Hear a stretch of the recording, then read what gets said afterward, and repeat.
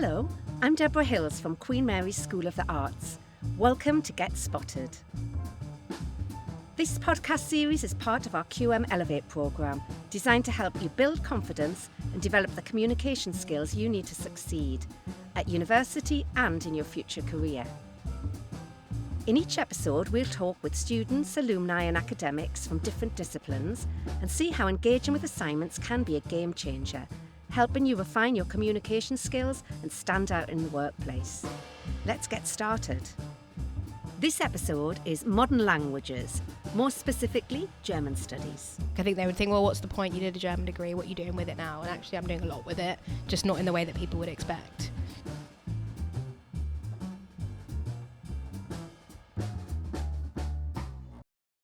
Okay, so this episode of Get Spotted, we are looking at a BA in modern languages and the communicative skills and practices that students get from this. So let's start by finding out more about our panel. Can you introduce yourself and tell us a bit about you? Yeah, so I'm Lucy. I'm a former German studies student at Queen Mary University. I graduated 5 years ago and I currently work in marketing and social media for Auto Trader. Hi, I'm Tasmita Vartananan. I am a final year German with business management student and I'm hoping to graduate this year. Hi, I'm Astrid Kohler. I'm a professor in German literature and contemporary cultural studies, and I am or have been the teacher of both of them. Can you tell us about the German studies degree and the module that you're talking about as well and the assessment? German studies or any other language that we teach are degrees that combine the linguistic knowledge and the cultural knowledge. We insist that you cannot learn a language properly without really understanding the culture, without learning things about the history, learning things about the society. Otherwise, it's a bit superficial and you will be able to order a beer in Spanish if you're there, but you will not be able to hold meaningful conversations, be that written or spoken, with the representatives of the other culture. And in the workplace these days, with the workplace globalizing, I think this is something you really need. So here we have students who have chosen to study German. One of the modules that I offer is a module on post-migrant literature and film, so very contemporary things. These are films and books mainly written by authors who themselves either have come to Germany as children or as young people, or whose parents have come to Germany.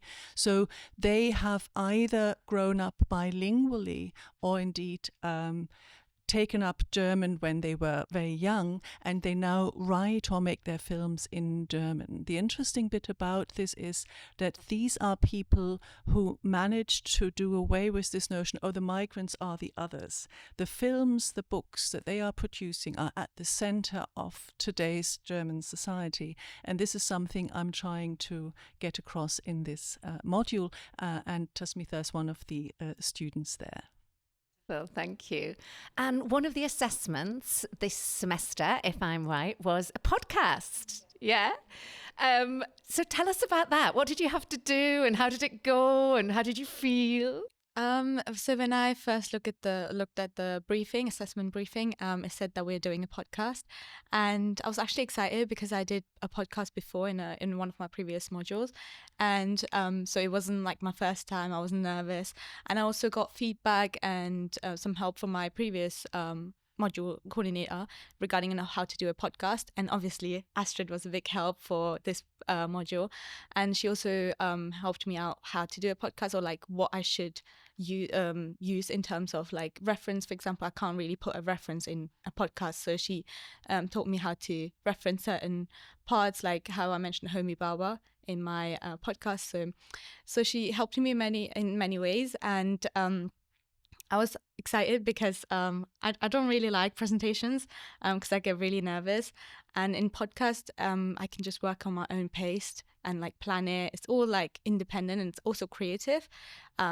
And like it just expresses the students' own like desire of whatever they want to like present to the module or like to the coursework.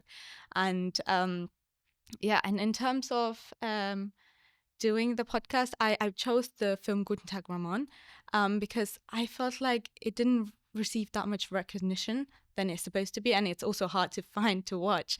So it was just, I came across that movie and I watched the trailer actually, and I really liked it, and also it kind of like resonates with my own personal experiences, how from coming from an immigrant family living in Germany, the experiences my parents faced, and now also me moving to the UK, the experience that I faced here.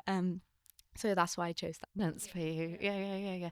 So you'd said that you liked the fact that you could plan it and that you could. And what about writing that instead of doing a presentation? You could start, or maybe Lucy would say as well, what do you think the differences are? What sort of things have you got to consider when you're making a podcast that you don't have to?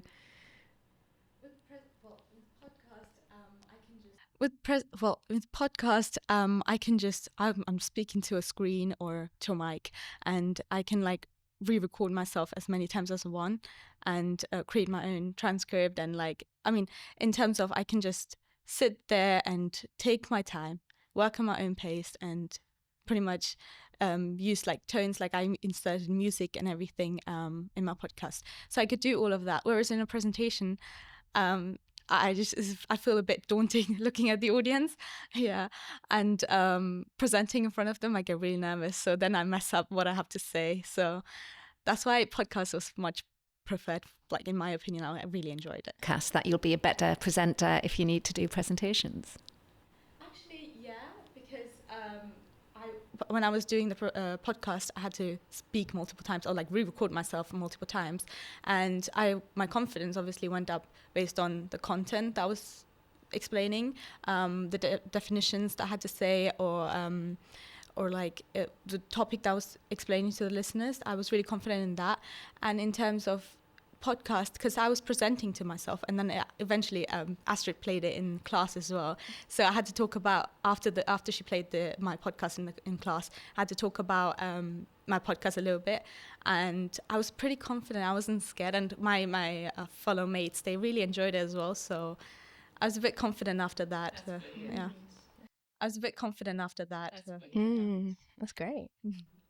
So you didn't have to make a podcast, you had to do a presentation. No. Tell us about that. Tell us what you think about we were the presentation year. I think it's really interesting to hear like that sort of journey that you went through, and the kind of different skills you developed, and like the confidence as well, I think is a really key part of it. And I think we've like spoken about this as well, about how you know, for some people, I think actually for everyone, presentations can be difficult, and I think that there's varying levels depending on who the person is, but I think because of that, sometimes you don't get across all of the content and like the understanding of the piece of like literature and things like that. So actually I think having that opportunity to really think about what you want to say, structure it in a really clear way, you know, start again if you need to, I think is actually really beneficial.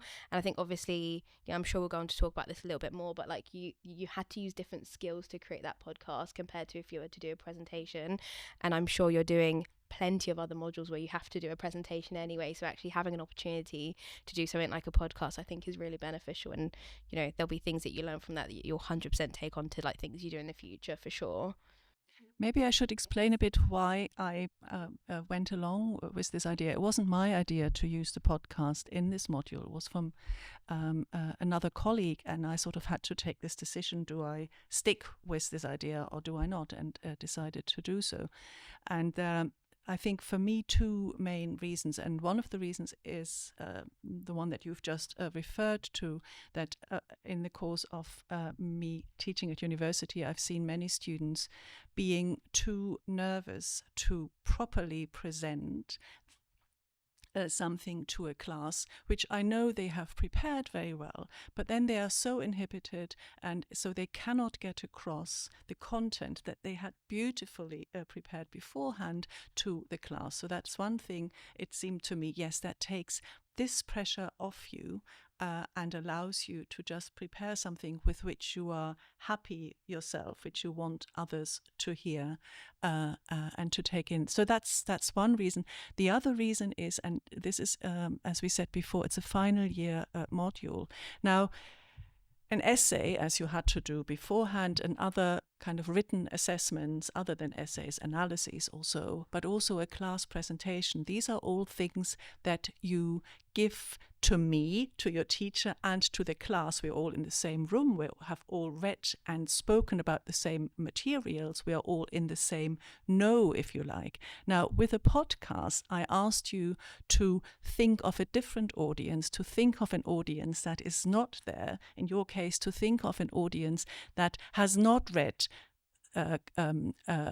theorists such as Homi Bhabha about different cultures, yes, that has not discussed terms like what's the difference between interculturalism, multiculturalism, and transculturalism, yes, that has not discussed notions of fluid identities, but you want to not only get across to them the film that you have chosen because you find it so interesting, you also want to show them in which ways this film engages with contemporary discourses in society, and whether or not you use these very terms, and you did so and you explained them very nicely, yeah, or whether or not you get them across in different words is a decision you have to take. You think about your audience and you think about how can I prepare something really quite complex and difficult in terms of content for a specific audience. So these were my two, if you like, main reasons why I went for this podcast, and I'm very glad I did. And that thing about audience, that was... Actually, I'll just go back to Thesmitha. You were saying to me that by doing this, you really had to get to know your terms. Because explain what you were saying about that, about when you're thinking about explaining those terms to an audience of non-experts. So it was part of the assignment where we had to explain this module with a movie or with a literature to an audience that are not aware of this type of context. And by doing that, not only I revised the terms and went back to what I studied, but also like it kind of stuck with me because I was kept recording myself, and I feel like not only I was teaching to the audience, but also learning myself. Instead of, if I would have done it as a presentation, I would have probably had a brain freeze because I couldn't memorize all the terms, and probably would have constantly looked at my notes or not explained whatever I had to, like, you know, want to say really well. And yeah, and I think so it's like, it's not, you didn't have to memorize it, you had to know it. And that's different, isn't it? Yeah. And I listened to your podcast and I learned a lot, and I emailed us through it after going, I love this thing, what's the name of that author? It was genuinely entertaining and informative, so it really worked for me. What about these skills that we're talking about here? Do you use them in the workplace? Can you tell us a bit about your job and the skills you use? Yeah, of course. So I work in social media, which is a lot of actually communicating with people on a regular basis. So I like lead a team where we kind of like post things to like a consumer facing audience on like Facebook, X, TikTok. God, I'm definitely missing one. Facebook, X. Instagram, that's it. And actually there is like just sort of thinking about how like this kind of task would have been really beneficial to me. Like a lot of what I do every day is about analysing the way that we communicate with those different sets of people. So like actually as a team we did a piece of work a few months back about like our audiences on different platforms, for example, and they're very different, like very, very different. So like on Facebook our like most engaged audience like 65 plus, male, white typically, and then like on TikTok, for example, it was like completely different, like male again but much younger, and actually what we started doing was like tweaking the content that we put out, the way that we communicated with those different audiences, and then we started seeing like results like fly up basically. And I guess it's all like, you know, it's obviously it's not the exact same thing like what you're doing is podcast and what we're doing is like content and things like that, but actually it's the same transferable skills, I would say, in terms of like being able to speak to your audience in a in a way that they understand the best actually, and that's how you get through to people and you get them to listen really. So it's really interesting to hear about the kind of like skills that you've like developed there and how that will take you further for sure. And you also mentioned that's when you're talking about the different platforms, Mm-hmm. that's the customers or the people who are using your adverts and stuff. But you also talked about your actual role. You have to talk to your CEO. Yeah, Tell us about yeah. that and the way that you have to differ the way that you speak. Yeah, for sure. So like my role, like, so I graduated 5 years ago, so like the way that my role has changed means that I'm speaking to different people in different ways. So like I guess at the beginning I wasn't really having to communicate with senior stakeholders necessarily, and I guess I kind of got used to speaking to those around me who are on a similar level. And again, it's kind of what you're saying there, Ash, about speaking to people who are in the know, who you're using the same terminology, you're understanding, you might use buzzwords like we said earlier, KPIs, or you might say things like engagement or interactions or impressions, and all these things that are like very specific to the line of work that I'm in. And then actually if I'm having to sort of present results or whatever to much senior stakeholders who quite frankly don't necessarily care that much about social media, they just care about the results that it brings, you kind of have to change the way that you communicate with those people, so it's using less jargon and it's more talking about the results that they brought and things like that, and the benefit that it has to the business. And then actually, when it comes to speaking to my line manager or people who I work with, it's more about talking about the team's doing really well and we have a really good dynamic, and it's just picking different bits of information to share with different people and talking about it in a different way. Yeah. And for me, this is really interesting to hear, because even though you don't, as I would have expected, speak with German customers every day, but you speak in different cultures nevertheless. Yes, so you speak in different circles, and these different circles have their own culture, their own logic, and you have to recognize this, analyze it, and address it in the right way. So in the sense, the cultural, or as we call it, intercultural competence that you pick up in our modules in German or French or Spanish studies, this competence is something that is transferable also to other contexts as well. Yes. So even though I know that you would like to speak with more German customers or colleagues, and you may do that soon, but I think the competence that you have picked up is not lost just because you don't do this now. Absolutely. And I think people typically would expect that to be the case. Yeah. Like I think they would think, well, what's the point? You did a German degree, what are you doing with it now? And actually I'm doing a lot with it, just not in the way that people would expect. We talked before about your year abroad, and you said it was really transformative being in Germany, and tell us about that, and then we'll ask about Smith there as well. So I studied in Potsdam for a year, which is like an area just sort of on the edge of Berlin, just outside of Berlin, and the experience that was so interesting, because I think at the beginning of that, I mean, I'm sure you heard it a lot, like maybe there's a lot of talk of culture shock and things like that, but I don't think anything will actually prepare you for going on a year abroad. And actually like getting there, I had a lot of like being in shops and like practicing what I was going to say before I ordered something, or like really think, I wanted to ask someone for directions, and I was like, how do I say this properly? And then I don't know if you found this, but I'd get a lot of responses in English, and it's like, I stick out like a sore thumb. It's so obvious, like even though I'm pretty sure that what I was saying was grammatically correct in German, but actually it was very clear that I wasn't a native or whatever, or even if it was clear I wasn't German born, it was clear I didn't live there, like, properly. And actually sort of towards the end of the year abroad, what I found was that like I'd learned to like mirror the people around me, and like the way that my lecturers were speaking, and the way that like my German friends were speaking, and like picking up like idioms and things like that.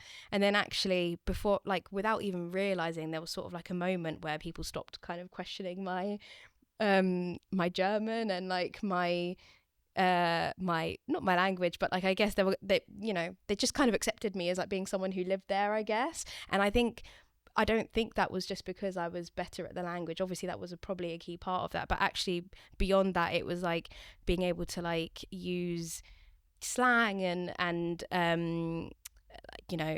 having a better accent and things like that, and that all comes from like communicating with people around me and like mirroring their styles, I guess. And it was I found that very beneficial. What about you?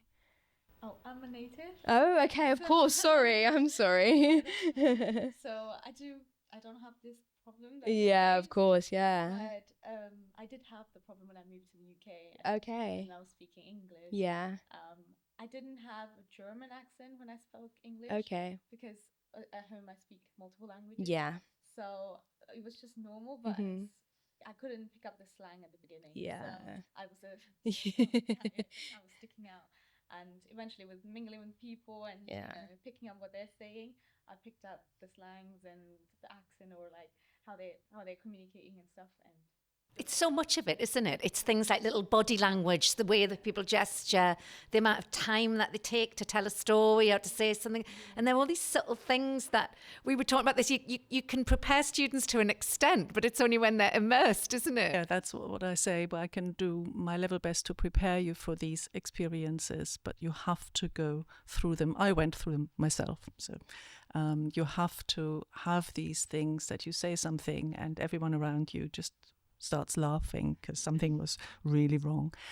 Next time you will know. But it's also, it's body language, it's melody of speaking, it's picking up kind of the right level of politeness or assertiveness. And these are things that are very different in the different cultures. Yes, they are even different, say, between Germany and Austria and Switzerland. Yeah, and this is something you need to we can prepare you for it, and we do, but you then need to experience and practice it when you're there. Yes, I think this is clearly what you have gone through. Yeah, absolutely. But that gets like taken into the workplace. I think as well, like obviously, you know, being in an academic environment around peers, around like teachers and things like that is very different to and I think obviously as well, people have jobs whilst they're at uni. That's not like unusual, but I guess there's a, you know, depending on the kind of workplace people go into, like, you know, I work at a FTSE 100 company, like the way that I have to, maybe it would have taken me a while to learn how to communicate with those people compared to like how I speak at home or how I speak with others, you know, when I was at university, for example. So it's the same process you go through, I guess, like in every different like environment that you end up in work. And I'm just thinking as well, because I'd gone to Spain, I mentioned this to you, and I lived there for a year, and I felt like a fish out of water for a very long time. And when I came back to England, my sister there was one, I used to go, which was very Spanish. And my sister would go, "You're not Spanish, stop doing that." And it was like, well, this is me now. And so I had transformed, and I'd become, I didn't just come back being me, I came back with a little bit of Spanish. And I guess that's the same with, like, it's not that you're kind of fuller, you come back with a more bigger. Yeah. And well, you learn to read the room better as well. So like, and I don't mean that as a literal room, I mean like the metaphorical room, like the space that you're in, the environment that you're in. You learn to read people better. And I think building on what we were like, you know, the whole idea of like the podcast about like listening as well, and like being able to interpret, you know, whatever you're speaking about on a deeper level. That you do that all the time, really, and then you kind of like reiterate that in something like a podcast. I think that definitely will prepare you for that.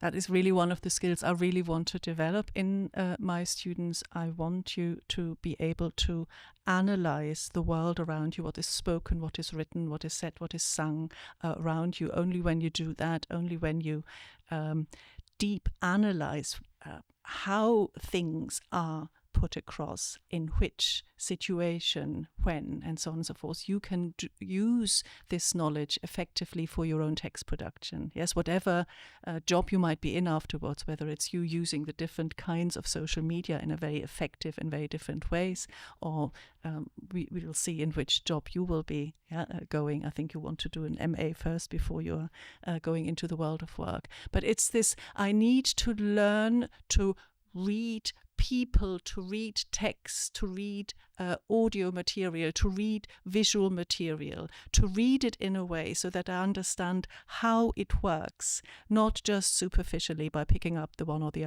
other buzzword, but really deeply how it works, in order to be not just efficient, but a really good communicator myself. I mean, if I have managed to develop that in my student, I'm a very happy person. I think you have. And I think as well, from what Lucy was saying as well, it's, life is unpredictable. So work is unpredictable, and going on a year abroad, situations that you just wouldn't have expected to happen. But developing resilience and developing confidence and being able to sort of deal with stress and shrug these things off, that's really what you get from a year abroad, isn't it? Yeah, for sure. Did you have a year abroad, Smith? I did, but I didn't go. Oh, okay. I'm native, so I didn't have to, but I lived there for like 14 years. With business studies, what do you feel the German's giving you, the classes and the modules that people who are just doing business studies wouldn't necessarily get? I think with the German modules, I'm not just learning the grammar or the language. I'm also like in my first year and second year, we had like specific modules where we focus on like Germany, like the history of Germany, also as well as like the geography. We were talking about, for example, one of my modules in first year was like Germany today. We were focusing on the geography. We had to do a presentation, but I really enjoyed that presentation because not only because the class was much smaller for me to feel comfortable, but also it was about geography. It wasn't just like, oh, I have to explain some grammar or something or say something in German. It was just, I had to, I was talking about different Sehenswürdigkeiten, so the sites in Germany. And it was a really nice module. So the difference is that business studies students, they only learn the business principles and theories, and that's it, kind of. That's what I feel. But with German, I'm not only learning the language, also the culture, and like what life is like in Germany, and not only Germany, also like Austria and Switzerland, like other countries that speak German, and I'm exposed to much more than the business study students. That's what I feel, at least. No, I was gonna say, it's so interesting to hear that, because I think like a lot of what I like, even though I work for a UK company, I don't use my German language. Like the automotive industry is like very, very much like connected to German culture and things like that. And actually a lot of what I do day to day, I don't really realize that like I'm using things like, you just unlocked a memory, that German today module. I forgot that I even did that, but like things like that I can't even like pinpoint an example, but like there might be something happening in the industry and I can explain it because of something that like I'd learnt at uni, for example. So that is so interesting that you've just like forgotten that German today existed. Like Communicating, really good communicators, they've got this vast understanding and knowledge that That's exactly what this is about. That's exactly what this is about. Yeah. I would be very surprised, if you were able to say, oh, I learned this and that in this and that module and I use it today. This is not what a humanities degree is about, but exactly the way you do it, or the way you put it, Lucy, yes, it is there somewhere, yes, and it manifests itself in different situations in different ways, yes, but it's there, it's sort of sedimented there, and you can kind of bring it up, this knowledge, as and when you need it. For sure. Value of learning a language, because learning a language is learning a culture, and it's learning empathy, and it's learning that people might do things differently as well as the same, and when they do, they're coming from their own logic. Go on, Astrid. Just what because you say learning. Please. I think because you say learning, I think as a professor of German, I would always insist on studying. I think this is for me exactly the difference between learning a language and studying a language. So this is why I had to butt in here. I'm sorry about that. Haven't just got the ability to speak two languages, you've got the ability to all these other things that we're talking about intercultural competence isn't just about speaking to people from Germany and recognizing the complexity of German. It's about understanding every. And you see it with Asmita. So she lived in Germany. And you see it with Asmita. So she lived in Germany. Yes, it's not that she had to come here to learn German vocabulary, and yet, at least from what I hear from you, the course that you did taught you a lot. Yes, you did understand a lot, and we sometimes, of course, do have students coming from German-speaking countries and studying with us, and that doesn't mean that they can just sail through like that because they know it all. No, they don't. And I was just going to leave it with Lucy and say any other of the communicative skills that you're using at work, either written or oral, anything else that you wanted to mention that it's useful for our German students or modern languages students to think about? I think we've covered a lot of it, to be honest with you. I think it's just kind of like summarizing what we've already spoken about today. I think it's just about like learning to communicate with your audience in the right way, like reading the metaphorical room, understanding the information that those people want from you, and being able to then articulate that in like the clearest way possible, and in a way that's going to get them to engage and to listen to you. So I think, you know, something like doing a podcast for this module is exactly the kind of task that I think helps prepare students for life outside of university, really. That when the students listened to your podcast, they actually started to say, well, you could think about this. What was it you said that they'd... They said I could maybe think about considering a career in like digital in the field of that, which I haven't thought of before, because I do want to go into a business using my German skills, because I had a internship last year with Amazon. And I was in charge of launching new stores with Amazon Prime, and I had to communicate with German customers and shareholders, and I was actually communicating with them in German, and that was building connections with them as well, and they were more comfortable, and they were actually asking for me as an intern. I felt like special because they were like, "Oh, I want to speak to Tasmita," so I felt a bit special. So. In terms of that, and I haven't thought about a career in digital, but now that I'm thinking about getting a career in the future, so I was like, oh well, maybe now I can explore a career. And also my MA, for that I will be having presentations or podcasts to do as well, so I will probably increase my digital knowledge there. And then excellent. It's all just excellent. It doesn't have to be just digital, does it? But to have the flexibility to do all these things. You got so much out of this. Well, I'm going to leave it there, but thank you all so much. Thank you. And it just makes me want to do a BA in modern languages. Yeah, you should. German Why not? Yeah, thank you. You'll find all of the links discussed on the Get Spotted webpage. And if you want help in developing your communication skills, why not sign up for the Communicate with Impact Masterclass or one of our other modules, free to all QM students. Details on the QM Elevate webpage.